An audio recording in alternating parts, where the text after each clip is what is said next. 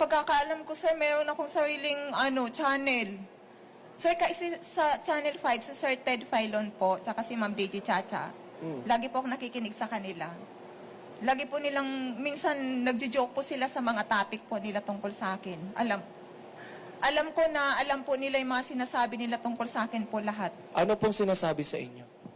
Kasi kahit nasa bahay po ako, pag nakikinig po ako sa kanila, halimbawa naglilinis po ako ng CR, tapos pagka may ini-interview sila, Sir Ted Filon, saka si Ma'am Deji Chacha, naglilinis ka na ba ng CR mo, ganon. Kunyari, ini-interview, yung tinatanong niya, yung kausap niya sa TV. Pero kung sa pagkakaintindi ko, sir, kasi hindi lang isang beses yun eh. Halos araw po pag nakikinig ako sa kanya po, sir, yung mga lakad ko po, alam din po nila lahat. Yung mga suot ko po, sir, kapag nakabagyo ako, nagbabanggitin po siya ng bagyo, ganyan po. Gabo Humilde, PTV.